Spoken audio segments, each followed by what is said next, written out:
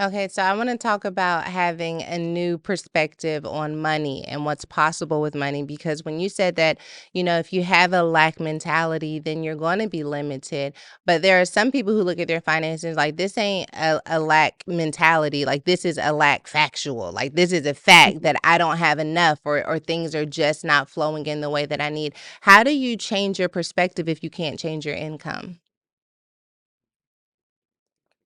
You have to rely on your faith, Mm, and you have to have a a certain level of delusion because it's kinda like an unknown spirit, it's unknown, right? You have to trust that mystery that, "Hey, I don't have it now, but in the future, it may come." And there's a quote that I just love so dearly, and it says, "My father is rich.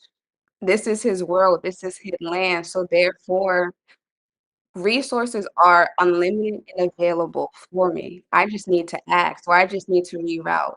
I'll give you an example of you want new money, however, you have bills that need to be paid.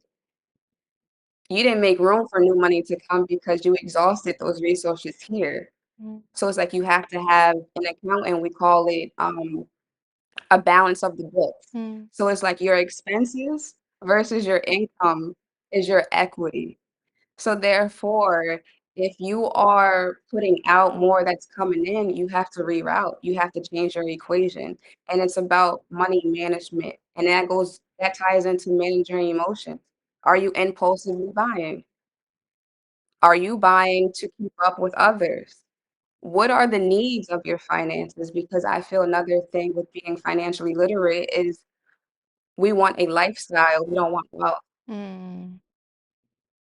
You want the Yeah. cars, you want the houses. That's not wealth, that's just riches. Mm. You buy a car, that's gonna depreciate immediately. You buy a house, it needs repairs, it needs improvements. So redefining what wealth looks like and looking at that in the long run is just gonna be so important.